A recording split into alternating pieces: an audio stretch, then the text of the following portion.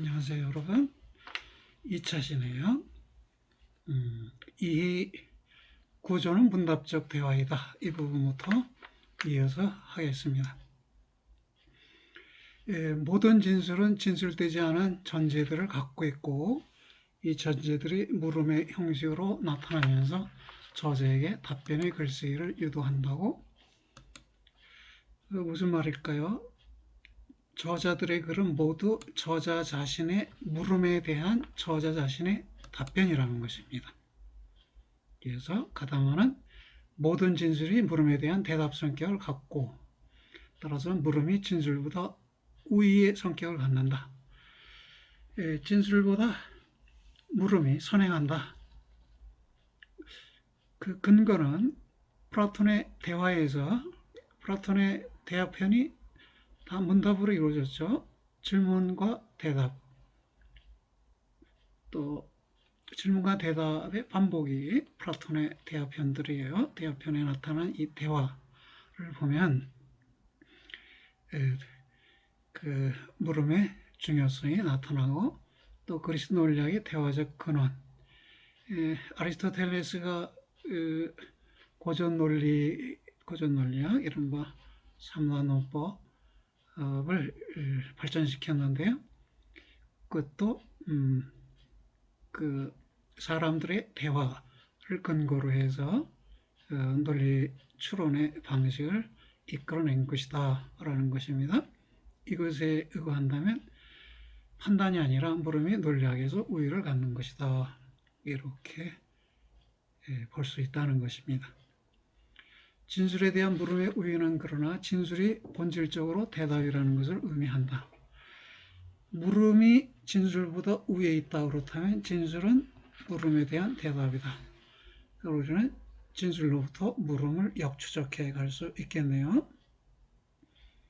일종의 대답을 나타내지 않는 진술은 없다.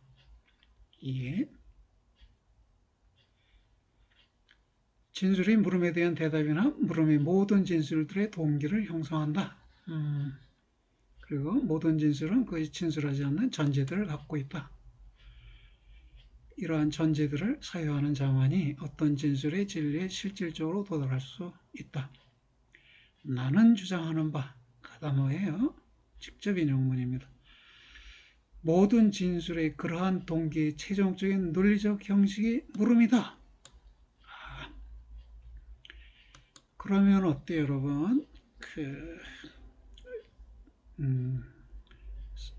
옛날엔 그 신문 사설을 읽고 논리적 분석도 하고 했는데 요새는 어떤지 모르겠어요.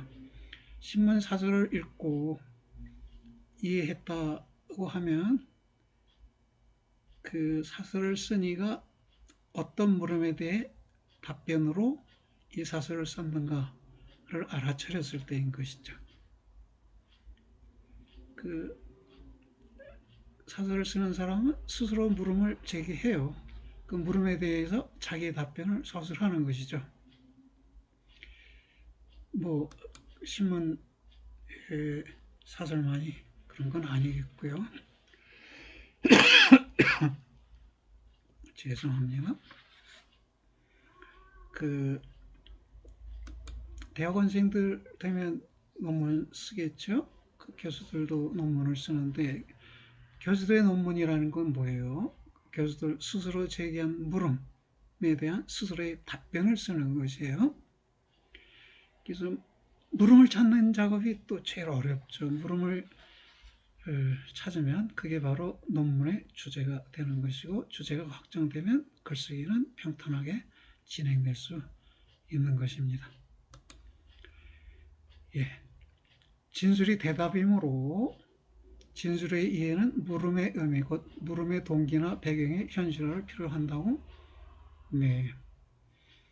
가다모는 진술이 물음에 대한 대답이라는 점을 드러내보기 위해 법정 진술을 그 예로 드는데요. 법정에서의 진술이라는 극단적인 예가 가르치는 것은 사람들이 동기 주어진 채 말하고, 즉 질문을 받은 채로 말하고, 따라서 진술을 행하는 게 아니라 오히려 대답한다는 점이다. 하나의 물음에 대답한다는 것은 그러나 물음의 의미를, 이로써 그 물음의 동기 배경을 현실화한다는 것을 의미한다. 동기 배경을 알아차림에 의해서 현실화한다, 이런 말이겠죠. 숨겨져 있는 것을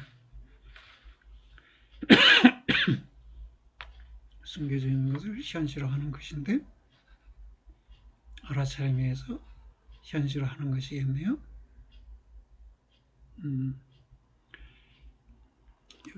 진술은 동기 배경에서부터만 참되게 이해된다. 발언된 것으로만 관심을 집중하면 말의 대답 성격을, 물음으로의 말의 지 성격을 도외시한다. 발언된 것 이면에 동기 배경, 그것을 추적해야 한다는 것이네요. 그다음은 말의 대답 성격이 해석학적 근원 현상이라고 파악한다. 해석학적 근원 현상, 곧 진술의 대답 성격이 진술 논리학의 자기 이해의 한계를 드러내준다. 진술 논리학이라는 말은 명제 논리학이에요. 여러분 논리학도 수강할 수 있고 또 이미 했거나 할 텐데요. 문장이 있고 명제가 있고 진술이 있어요. 내가 세 가지 문장을 들어볼게요. 오늘 비가 온다. 이건 한국어 문장이죠. 영어로 It rains today. 의미는 같죠? 둘이. 도의어로 Es regnet heute. 문장은 세 개가 있어요. 한국어 문장, 영어 문장, 도의어 문장. 근데 이 세 문장의 의미가 같아요. 이 같은 의미를 명제라고 불러요. 그런데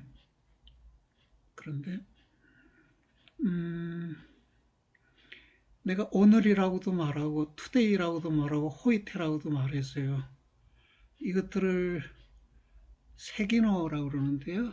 인덱시컬 텀, 인덱스가 있는 용어라는 점에서, 그러니까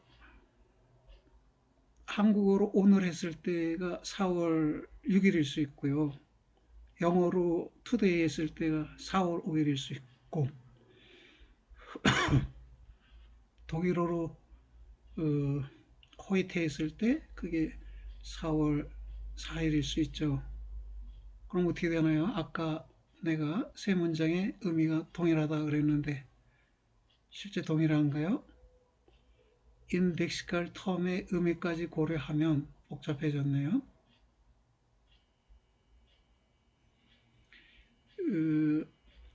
인덱시컬 텀의 의미까지 고려한 명제를 진술이라고 불러요. 그러면 어떻게 되냐면 아까 얘기한 그 세 문장이 세 개예요. 명제는 하나예요. 명제 차원에서는 색인적 용어의 의미를 따지지 않아요. 색인적 의미의 용어를 따지는 건 진술 차원이에요. 그다음에 문장은 셋이 있었고 명제로 보면 하나가 있는 것이고 진술로 보면 다시 세 개가 있는 거죠. 논리학자들은 이렇게 용어 하나하나의 사용까지도 엄밀하게 추구하죠.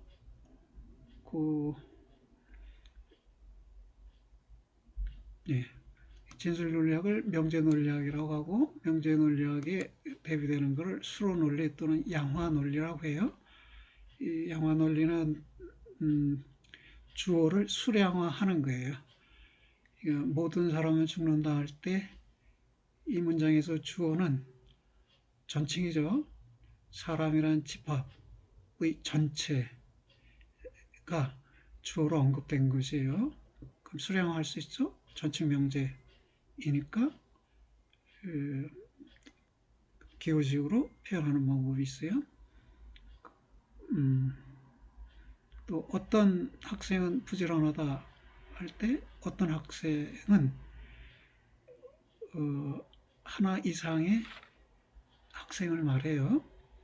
그러면 어느 학생이라는 말이 주어인데 그 주어 속에서는 학생이라는 집합의 원소가 하나 이상 언급된 것이죠. 이 명제도 수량화할 수 있어요. 기호식으로 표현할 수 있어요. 이거는 특징 명제라고 해요. 특징 명제와 아까 말한 전칙 명제 사이의 그 전환 관계, 어떻게 하면 특징 명제가 전칙 명제로 바뀔 수 있고 전칙 명제는 특징 명제로 바뀔 수 있는 그 계산 방식, 전환 방식, 전환의 타당성을 증명하는 방식, 이런 거를 논리학에서 추구해요. 그러니까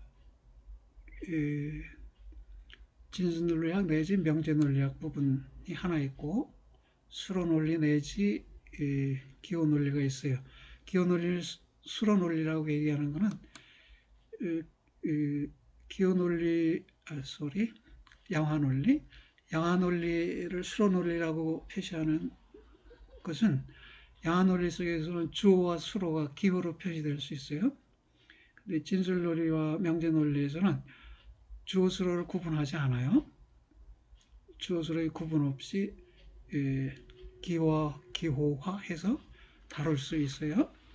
다 같이 기호화해서 다룰 수 있는데, 그래서 다 같이 기호 논리학이 될 수는 있는데, 양화 논리에서는 주어 수로가 표시돼요.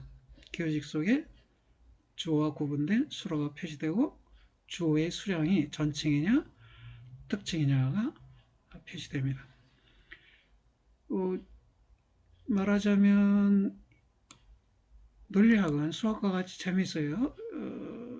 여러분 같이 총명한 마음을 가진 학생들은 논리학 공부하면 재밌다고 느껴요. 수학 문제 풀었을 때 끝까지 풀어내면 기분 좋듯이 그래요. 좋아요. 그런 기분 좋음이 있을 수 있어요. 그런데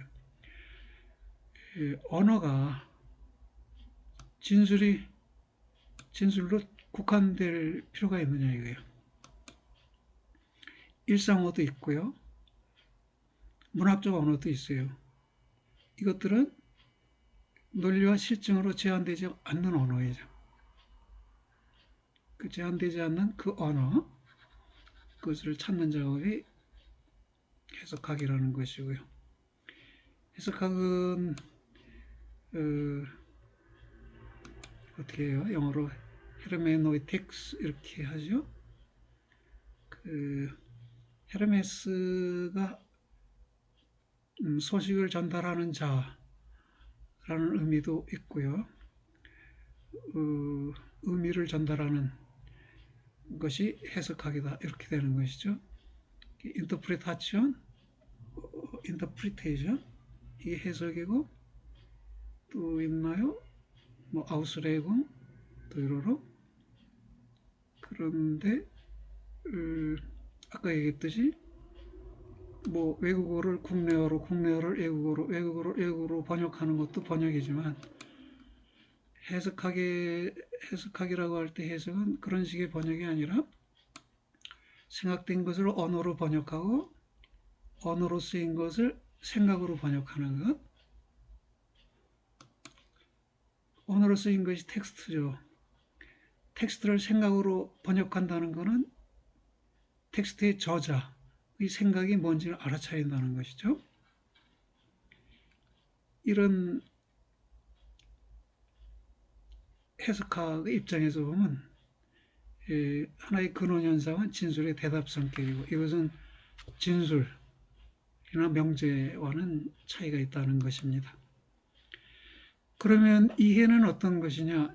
이해는 재성적 이해와 생산적 이해가 서로 구별되는데요.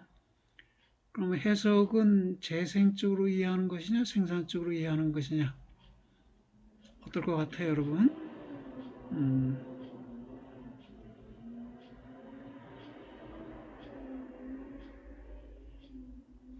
말해지지 않은 것이 비로소 말해진 것을 우리에게 도달할 수 있는 말로 만든다.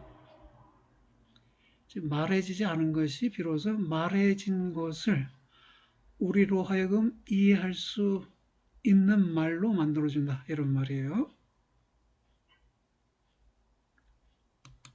네.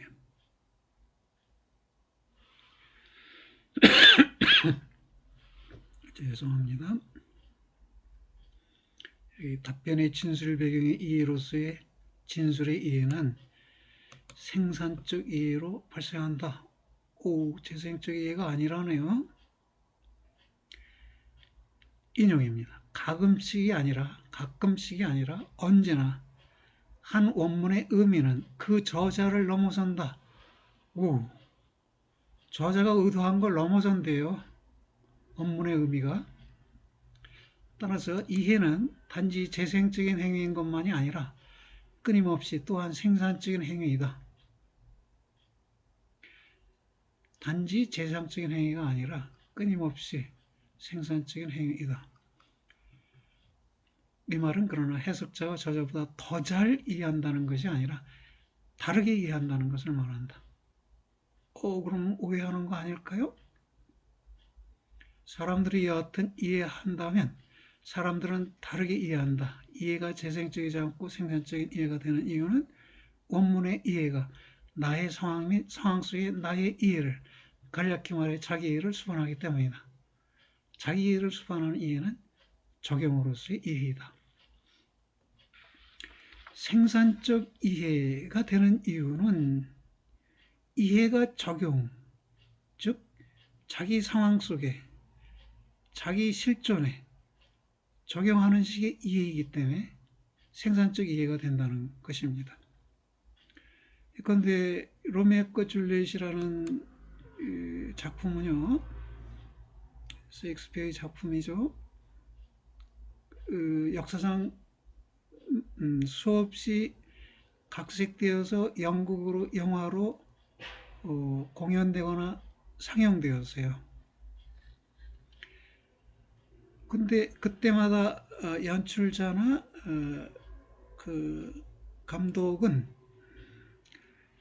자기의 상황 또는 우리의 상황에 적용하는 식으로 그 작품을 이해한 것이에요.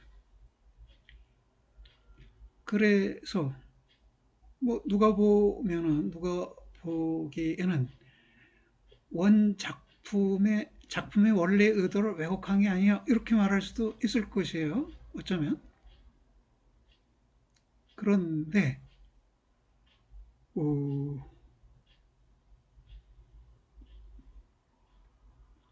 작가도 자신의 작품의 의미를 완결짓지는 않아요. 흔히 오픈엔딩이라고 최근에 많이 듣는 용어가 있죠. 작가도 자기 작품을, 물론 작품을 끝맺으면 작품의 완성인데 작품의 의미까지 완결시키는 건 아니에요. 이 작품의 의미는 수용자에게 개방되어 있어요. 여러분 수용미학이라는 말도 종종 듣죠. 작품의 의미는 수용자에게 개방되어 있다는 관점의 미학을 수용미학이라고 해요. 반대말은 아까 언급된 실증미학 같은 것이겠죠. 실증주의적 해석학이 있다면 실증주의적 미학도 있겠죠. 예, 있어요. 그 작품의 의미를 실증적으로 해석해낼 수 있다라는 이런 관점도 미학에 있습니다. 그러나 우리가 오늘 공부하고 있는 가다모에 의하면 이해는 나의 상황에 대한 적용으로서의 이해가 되기 때문에 생산적인 이해가 된다. 작품의 원래 의미라는 것은 없다. 너무 강한 말인가요? 원래 의미는 없다. 원래 의미는 개방적이다. 이렇게 말할 수 있겠네. 이해 뒤에 적용이 있는 것이 아니라 적용되어야 할 이해가 있는 것이라고. 적용되어야만 이해가 되는 것이다. 이런 말이에요. 이해가 먼저 있고 적용이 나중에 있는 게 아니라 적용이 이루어져야만 비로소 이해가 된 것이다. 이런 말이에요. 그러니까 적용이라는 개념은 이해와 분리된 것이 아니고 또 이해된 것이 사후에 적용되는 것도 아니고 그러한 사후적 적용은 법학에서 법의 개별 사례의 적용 법조문을 이해하고 이 법조문을 사건 사례에 적용하는 것. 법학에서는 그런 일이 있다는 것이죠. 신학에서도 성서 원문의 설계적 설명, 성경 기조를 먼저 이해하고 상황에 적용하는 설명이 이루어진다는 것이에요.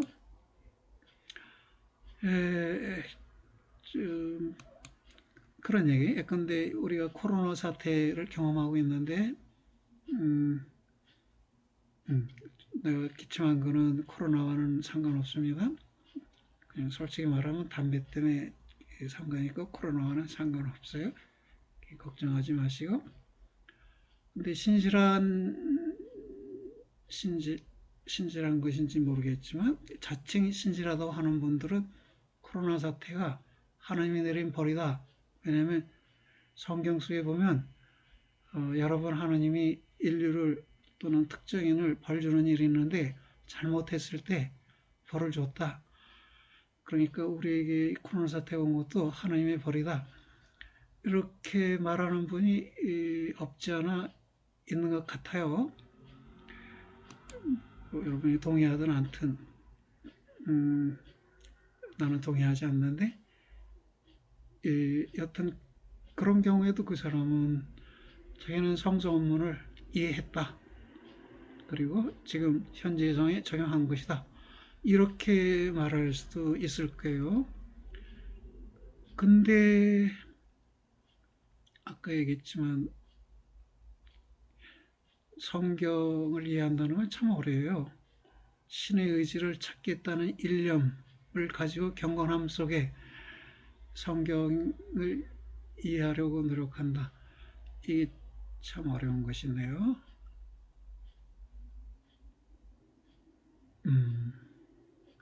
그래요.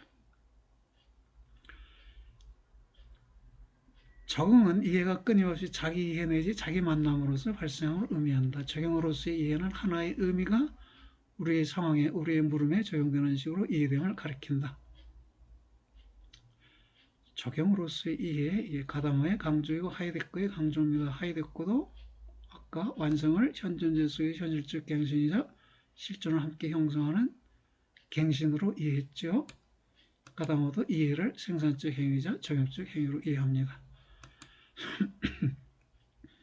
그럼 우리도 책을 읽거나 영화를 보거나 미술관에 가서 미술 작품을 감상하거나 이럴 때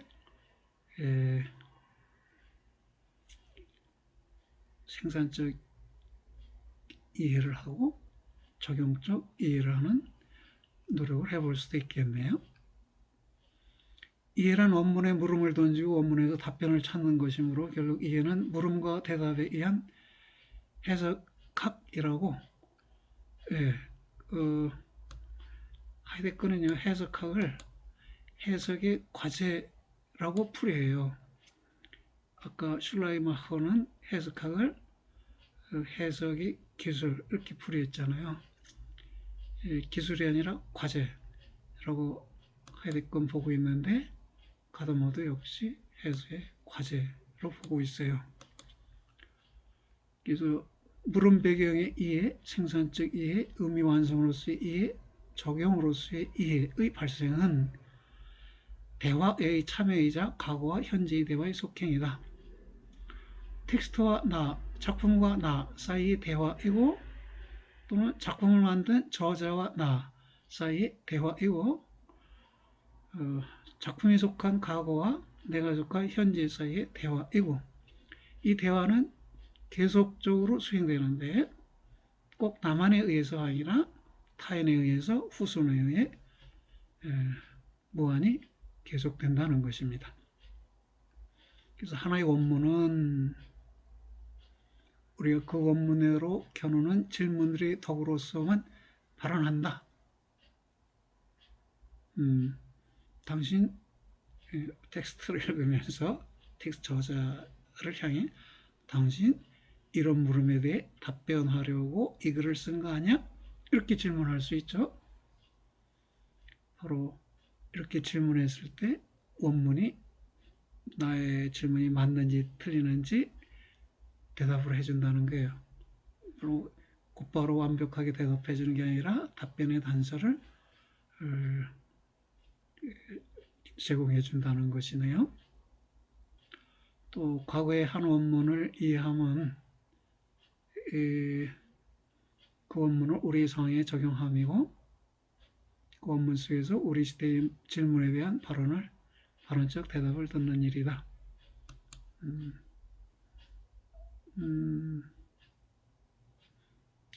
E.H. 카라는 역사학자가 그랬죠. 역사는 대화이다. 그런 취지로 말했는데요. 지금 가다 관점도 같은 것이네요.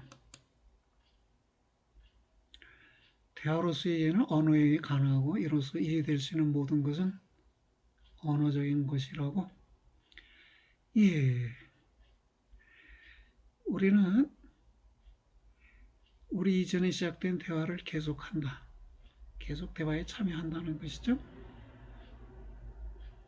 그 로미오와 줄리엣은 이전 사람도 읽으면서 이해를 시도했고 그것이 대화였고 우리 시대의 사람들은 읽으면서 이해를 시도하고 작품으로 책으로 읽지 않아도 영화나 연극을 통해서 감상하는 것이 대화에 참여하는 것이네요. 그런 식으로 이해는 물음과 대답의 변증법의 영양사적 현실화로 일어난다. 이 변증법의 어원이 대화예요. 디알렉틱이 변증법이죠. 다이알로그가 대화이고요.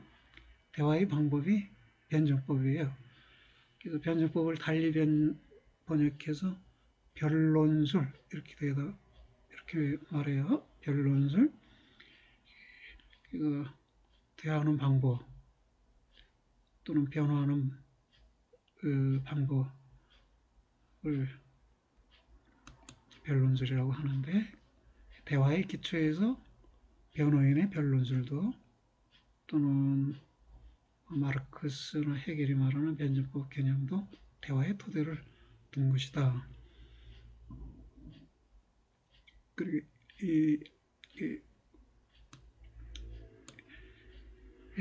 물음과 대답의 주고받기에 의한 물음과 대답의 공동 발전 그렇게 말할까요? 그걸 변증법이라고 풀이해볼까요? 교과서적인 풀이는 정반합에 의한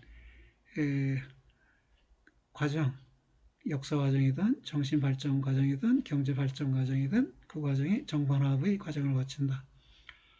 정은 태제, 반은 안티태제, 합은 진태제. 그러니까 태제가 있고 안티태제가 있고 둘이 만나서 합쳐져서 진태제로 가는데 진태제가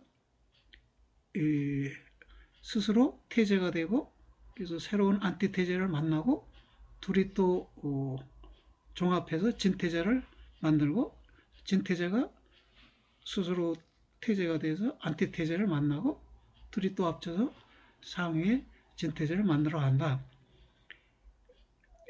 마르크스는 우리 경제 구조가 경제의 역사가 변증법적으로 발전했다고 본 것이고 헤겔은 인류의 정신이 변증법적으로 발전해왔다 이렇게 본 것인데요. 여기서는 물음과 대답 사이에 주고받는 과정을 통한 주고받는 방법에 의해서 영양사적 현실화로서 나타난다. 영양사는 영향의 역사를 줄임말이에요. 변증법의 영양사적 현실화, 이해는 과거로부터 지금까지의 물음과 대답 사이에서의 이 변증법 과정이 우리에게 미쳐온 영향의 역사가 구체화된 것이다. 좀 복잡하네요. 음, 그래서 해석학적 경험, 가다보면 경험이란 용어를 자주 쓰는데요. 하이데크 용어로 바꾸면 존재 이해에 해당해요. 이 경험의 구조 속에서 발견되는 것은 물음과 대답의 변증법이고, 이것은 이해의 관계를 대화 유형의 상호관계로 나타나게 한다. 이해는 여기서 문답적 구조로 규정되고 더 나아가 대화적 관계로 규정된다. 이해. 이해는 우리 자신인 바의 대화의 수행이고, 어려운 표현인가요? 멋진 표현인가요? 우리 자신이 대화라는 게 대화라는 거예요. 우리는 대화로서 존재한다. 그런가요? 반론도 있겠네요. 현대인은 대화 없이 고립적으로 존재한다. 이런 반론도 있겠는데, 뭐 사회생활의 관점에서 그렇게 말할 수도 있지만, 또 달리 보면 영화를 안 보고 책을 안 보고 작품을 안 보고 그렇게 사는 사람은 없죠. 그러니까 대화를 안 한다고 말할 수는 없겠네요. 그리고 이해함 속에서 발생하는 지평융합이 언어의 본래적인 기능이다. 라이스트는 그런데 업적이라고 번역되기도 하고요. 지평융합, 과거 지평과 현재 지평 사이의 융합, 녹아서 합쳐지는 것, 이것이 언어의 본래적인 기능이다. 이랬네요. 그러니까 언어가 과거 지평과 현재 지평의 융합을 가능하게 해준다는 것이에요. 그러니까 우리는 언어를 매개로 문답을 수행하고 있는 것이죠. 언어를 매개로 저자와 내가 문답을 수행하고, 그래서 과거, 저자가 속한 과거의 지평과 내가 속한 현재 지평 사이의 융합이 이루어진다. 아까 하던 얘기를 해볼까요? 다시 반야심이요. 관자재보자 행심 반야바라 밀다시 조견오원 계공 도일철 고액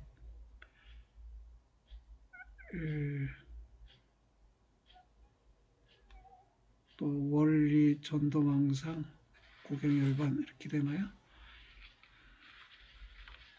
관자재, 관찰이 자유로운, 보살이 행심 반야밀, 깊은 바라미를 수행할 때 조견 오온 계공, 오온이 내 몸과 대상이, 오온이라는 것은 만물의 구성요소 5개인데 색수상 행식 이렇게 말하는데 줄이면 나와 너, 인간과 대상 이렇게 되겠네요. 이 오온이 다 공하다, 공허하다, 관찰하고 도일체 고해, 고통스러운 재앙을 넘어서서 원리 전도망상, 뒤집혀진 망상을 멀리 벗어나서 열반에 이른다. 이게 첫 구절이에요. 자, 이 반야심경이 어느 시대에 쓰여진 것일까요? 어느 불자가 이 반야심경을 충분히 이해했다면 그 불자가 현대 2000년대에 살잖아요. 반야심경은 모르긴 몰라도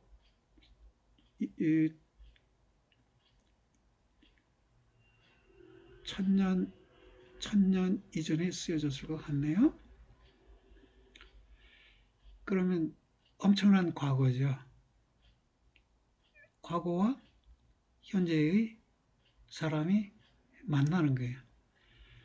과거의 텍스트와 또는 텍스트의 저자가 현재 사람이 만나서 이해를 통해서 둘이 융합이 되죠. 그럼 과거 저자의 생각이 현대 불자에게 전해진 것이죠. 두 사람 사이에 융합이 이루어지고 두 시대 사이에도 융합이 이루어지는 것이네요. 하이데크 해석학적 연관, 그 피트와 기트의 연관은 가다마에게서 이렇게 물음과 대답의 연관, 그 대화로 나타난다. 피트는 던져져 있음, 기트는 던짐 이것이죠. 우리는 세계 속으로 던져져 있고 또 스스로 세계를 기토한다, 설계한다. 또 달리 말하면 선이해 속으로 피투되었고 이 선이해를 기투해서 재이해한다. 이게 하이데거에게서의 해석학적 연관인데 가다마에서 물음과 대답의 연관, 대화로 나타난다는 것이네요. 마지막 주제인가요? 언어의 이해성은 해석학의 존재론적 현상의 표지이다. 이렇게 된 것이네요. 언어의 보편성에 두 가지 의미가 있다고? 뭔가요? 언어는 해석학적 경험의 매개체이다. 매개체로서의 언어에 주목하는 것은 언어의 보편성, 이해의 언어성의 보편성, 인간의 언어성의 보편적 현상. 여기서 두 의미를 찾아야 하는가 보네요. 미리 언급하면 언어의 보편성이란 언어 추구의 보편성이에요. 둘째로 이해의 언어성의 보편성이라는 건 이해가 언어를 통해 이루어진다는 점의 보편성이에요. 이거는 인간의 언어성의 보편적 현상, 이거는 요 가운데 놓인 것과 같은 의미가 되겠네요. 언어의 보편성은 이성은 끊임없이 표현의 언어를 추구한다는 점에서 무한성을 갖는다. 즉, 표현의 언어를 추구한다. 언어 추구의 보편성, 언어 추구의 무한성, 그걸 언어의 보편성이라고 말한다는 것입니다. 적절한 낱말에 대한 그치지 않는 요구, 이게 우리에게 있다는 것이네요. 그롱댕은 해석학의 보편성 논쟁을 염두에 두고 해석학이 분과학이 아니라 철학의 분과학이 아니라 모든 학문을 포괄하는 학문일 수 있듯이 해석학도 모든 학문을 포괄하는 보편적 학문일 수 있다. 이런 주장을 가담을 하는 것인데 여기에 대해 반론들도 있고 해서요. 이에 대해서 그런데는 언어의 보편성이란 그때마다의 언어의 보편성이 아니라 언어가 두루두루 모든 곳에 언어가 존재한다. 이런 의미가 아니라 언어 추구의 보편성. 사람이 있다면 그 사람은 언어를 추구하고 사람들이 언어를 추구한다는 점은 보편적이다. 라는 것이고 또 언어의 보편성이란 죄송합니다. 이성의 무한성에서 사용되는 것으로서 이성이 적절한 언어를 추구한다는 보편성을 말한다. 이해와 언어에 대한 추구는 하나의 방법론적인 문제에 불과한 것이 아니라 인간의 현사실성의 근본 특징이다. 사실성이라고 해도 좋고요. 근데 현존재에 관련된 사실을 말할 때 현사실성 이렇게 말합니다. 구분하는 것이죠. 인간 아닌 것의 사실성과 인간의 사실성을 구분해서 인간의 사실성을 현사실성이라고 해요. 인간의 현사실성은 인간의 기존성과 같아요. 이전부터 이미 존재해 오고 있음. 태어난 이후부터 이미 지금까지 존재해 오고 있음. 이것을 시간적 측면에서는 기존성 이렇게 말하는데 현존재의 존재 구조 측면에서는 현사실성 이렇게 말해요. 가담에게서 존재론적이라는 보편적이라는 말이라고 가담은 언어 측의 보편성에 의해 새로운 해석학을 구성한다. 언어를 단서로 한 해석학의 존재론적 전형, 즉 보편적 전형을 말한다. 해석학의 존재론적 보편적 전형의 가능성은 언어의 사면적 성격에 바탕한 언어 추구의 가능성에 놓여 있다. 무슨 말일까요? 여러분, 국문학 해석학 필요하죠? 영문학 해석학 필요하겠죠? 법학 해석학 필요하겠죠? 역사 해석학 필요하겠죠? 또 뭐가 있어요? 예술대 해석학 필요하겠죠? 경제학 어떨까요? 어떨까요? 해석학 필요하지 않을까요? 경제 쉬운 예를 들어서 어, 그, 어떻게 말을 하나요? 가격이 낮고 양이 많은 것을 생산해서 팔면 이익을 많이 얻을 수 있다. 이건 아마 고전적인 생각일 거요. 아마 지금은 소비자들의 취향을 이해하지 못하면 물건 판매가 안 된다. 경제학자들의 관점도 거기까지 가 있을 거예요. 그래서 경제학도 소비자들의 취향을 분석하려고 하는데 그것이 곧 해석학적 작업이 아닐 수가 없는 것이죠. 해석학이 보편적으로 되어야 한다. 즉 모든 학문이 해석학적 성격을 가져야 한다. 라는 이것이 이런 가능성이 언어의 사변적성에 바탕한 언어 축의 가능성이 놓여 있다고 봅니다. 사변적이라는 말은요, 스페큘러티브 비춤의 관계를 말한다. 사변적은 라틴어 스페큘럼, 영어 미러에서 나온 말이고 이것은 비춤, 슈피겔lum을 의미한다. 우리의 진술들은 언제나 전면적으로 발언되어져 있지 않은 의미를 비춘다. 누가? 발언이, 진술이 비춰줘요. 발언되지 않은 것을. 그러면 이 비춤을 따라가는 것, 그게 사변이라는 거예요. 사변은 진술들이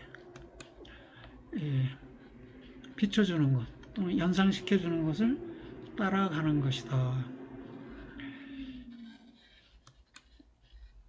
그러면 진술들만이 아니죠. 우리에게 어떤 것을 연상시켜주는 것은 봄철에 피어나는 꽃들도 우리에게 다양한 것을 연상시켜주죠. 예술작품도 우리에게 다양한 걸 연상시켜주고요. 그렇다면 존재하는 모든 존재자들이 거울의 역할을 하고 있다는 것이에요. 그 거울이 비추는, 즉 존재자가 비추는 그 말해지지 않은 그것을 찾아가는 것, 그것이 사변이라는 것이네요. 말해지지 않은 것으로 향하는 사변을 통해 진술된 언어는 의미의 완성이라는 방식으로 이해된다. 사변적이다, 경험적이다 그러는데 가다마의 견해를 우리가 수용한다면 사변적이라는 말이 나쁜 말이 아닌 것이네요. 매우 문학적인 것이고 예술적이고 시적인 것이네요. 또는 철학적인 것이다. 아까 말한 논리와 실증과는 다른 것이죠. 사변이라는 것이. 언어는 원래 사변적인 것인데 진술은 언어의 사변성을 차단한다고? 그렇게 보는 것이네요. 언어의 사변적 성격 내지 의미 완성의 사변적 성격에 비추어 볼 때 자적적 의미 기체로서의 진술의 개념은 자적적 의미 단위 이렇게 말할까요? 자적적인 의미를 가지고 있어요. 누가? 진술은 이제 모든 사람은 죽는다. All human beings are mortal. 이게 하나의 진술인데요. 이것이 지어와 주어와 수로를 통해서 하나의 의미 단위를 형성하고 있어요. 이게 이 의미 단위가 완결적이라고 보면 우리가 더 이상 사유할 게 없어지죠. 그러나 해석학적 경험의 본질에 대해 또 인간의 세계 경험의 언어성에 대해 가장 극단적인 반대에 서 있는 게 진술이라는 것이네요. 이거 이 진술 말고 그냥 우리 일상적인 말, 그런 사변적 성격을 가지고 있어요. 여러분 친구 말을 통해서 그 말이 비추는 것을 따라갈 수 있죠. 그걸 사변이라고 하는데 그렇게 할 수 있습니다. 논리학 공부도 하고 문학 공부도 하자 이런 말이에요. 왜냐하면 진술은 불완전하고 따라서 거기서는 의미집행에 또 이로써 원래 의미가 숨겨지기 때문이다. 진술 속에서는 원래 말해줘야만 하는 것이 의미집행, 진 호리존트, 이것이 방법적 엄밀성에 숨겨진다. 남아있는 것은 진술된 것의 순수한, 따옴표 쳤죠? 동의할 수 없는 표현일 경우에 이렇게 따옴표를 치죠. 순수한 의미이다. 그것이 기록되는 것이다. 그러나 그렇게 진술된 것으로 축소된 의미는 언제나 이미 왜곡된 의미이다. 해석학적 의미가 왜곡되어 있다. 또는 해석학적 알스가 왜곡되어 있다. 예, 이해될 수 있는 존재는 언어라고, 예, 모든 것은 언어를 통해 이해된다고 해요. 그래서 언어가 사변적인 이유는 말하는 이가 사변적 태도에서 말하기 때문이다. 말하는 이는 그의 낱말들이 존재자를 모사하지 않고 존재의 전체에 대한 발언자의 하나의 관계를 발언하고 또 청자를 언어애로 이르게 하는 한에서 사변적으로 태도를 취한다. 그러니까 발언자는 존재자 전체와 발언자 사이의 관계에 대해서 발언한다는 것이죠. 존재의 전체. 그러니까 발언자의 존재 이해를 발언하고 있는 것이고, 그것은 존재자에 대한 모사, 복사, 코피가 아니라는 것이네요. 존재자의 모사는 곧바로 이해할 수도 있겠네요. 그러나 존재의 전체, 이건 세계라고 말할 수도 있겠네요. 존재의 전체, 전체적 존재. 그럼 세계에 대한 발언자의 관계를 발언하기 때문에 발언을 통해서 발언자가 경험하는 세계에 도달해야 한다는 거죠. 그래서 청자를 언어애로 이르게 하는 한에서 태도를 취한다. 이것도 언어애로 이르게 한다는 건 언어를 발언하도록 한다. 그런 말이겠네요. 청자로 하여금 답변하게끔 한다. 답변하려면 발언자가 해야 존재의 전체에 대해서 생각을 먼저 해야겠죠.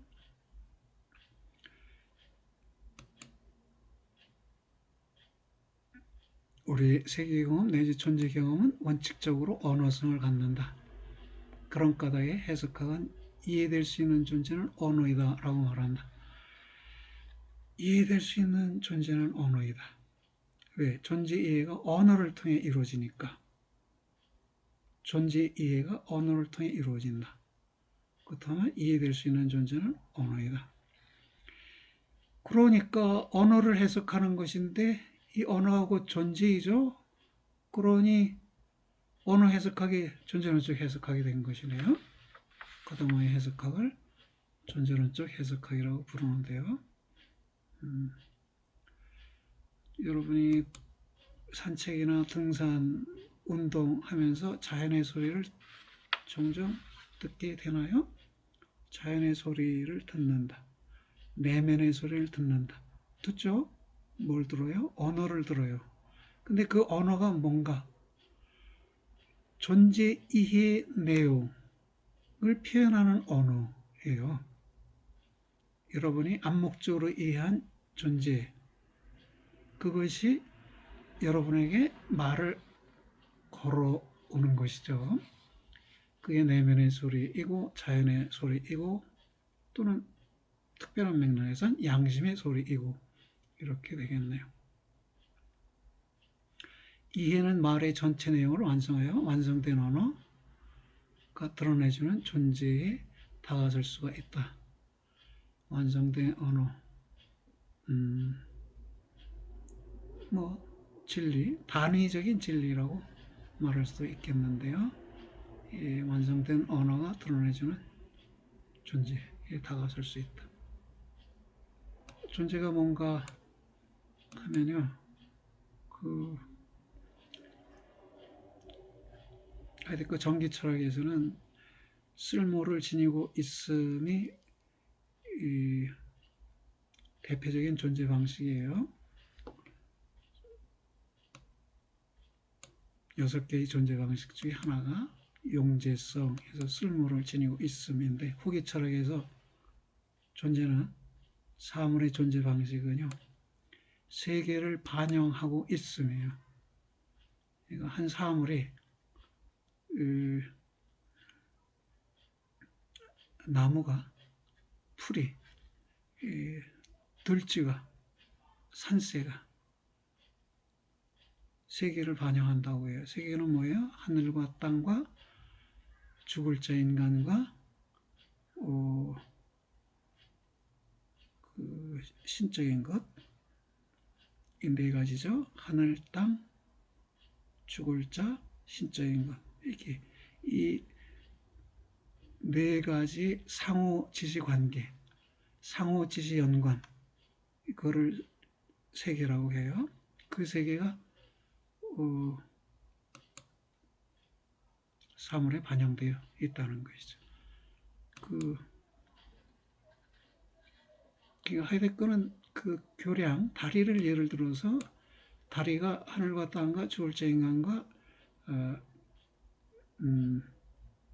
신적인 것 내지 신을 자기에게로 모으고 있다고 그래요. 다리 건너간다는 건 이승에서 저승으로 건너가는 것이죠. 그런 의미를 가질 수 있죠. 그게 단순한 비유인가요? 비유가 아니라는 것이네요. 하이데거에는 그런 의미를 갖지 않는 한 다리가 만들어질 수 없다는 거예요. 그런 의미까지 포함해서 다리가 만들어진다는 것이네요. 다리 밑으로, 다리는 땅을 디디고 있지요. 그리고 다리 밑으로 비바람이 지나가고 하늘의 이슬도 내리고 하늘과 땅과 죽을 자 인간이 이승에서 저승으로, 즉 신적인 기독교인이라면 신을 만나러 저쪽으로 건너가는 것이고, 유럽에 여러분 배낭여행 가면 곳곳에 다리는 다 종교적 의미를, 종교적 상징들을 이렇게 설치해 놓고 있는데, 그런 상징에 의해서 다리가 종교적 의미를 갖는 게 아니라 다리가 이미 종교적 의미를 갖기 때문에 그런 상징이 가능하다, 이렇게 볼 수 있습니다. 하나 더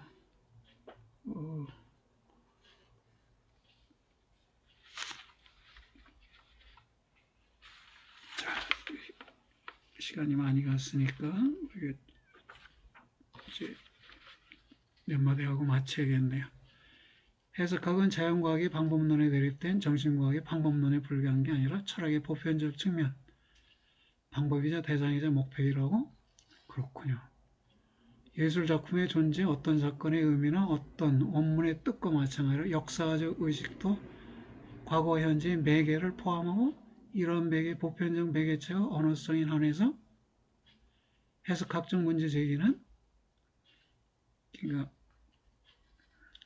언어의 해석이 필요하다라는 이 주장은 하나의 보편적인 물음 방향으로 확대되고, 이런 언어에서 해석학은 철학의 보편적 측면이고 소위 정신과학들의 방법론적 기초일 뿐이지 않다.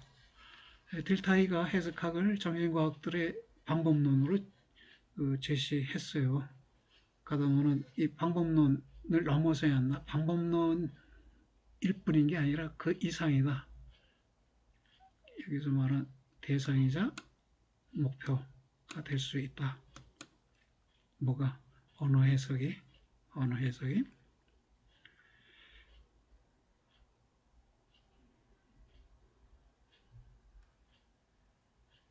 이해를 시도하는 해석자에게 요구되는 것은 발언의 과정을, 즉 사유를 언어로 번역하는 것, 번역하는 전달. 인터프레타치오 헤르메야는 히라버로 번역이 되고요. 인터프레타치오는 라틴어로 번역이 되네요. 이 번역의 과정을 추적하는 것이다. 말해진 것에서 말해지지 않은 것으로 되돌아가는 일은 본성적으로 이해를 찾고 사변을 행하는 것이다. 그렇게 말했네. 해석하기 필요한 이유와 해석하기 가능한 이유가 있다고. 예. 말해지지 않은 것이 말해진 것을 언제나 넘어선다는 점은 우리의 유한성을 나타내는 것이고, 말해진 것 속에서 말해지지 않은 것을 찾으려 노력이 인간의 탁월성을 나타낸다. 오, 유한성과 탁월성 대비가 됐네요. 유한성을 탁월성으로 극복할 수 있다는 것이네요.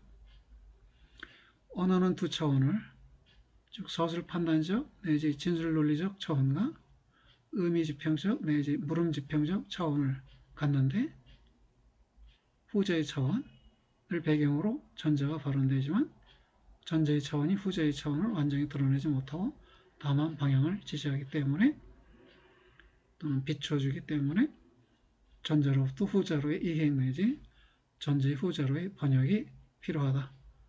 진술된 언어의 불완전한 성격이 해석학을 요청하며 진술된 언어의 사변적 성격이 해석학을 가능하게 한다.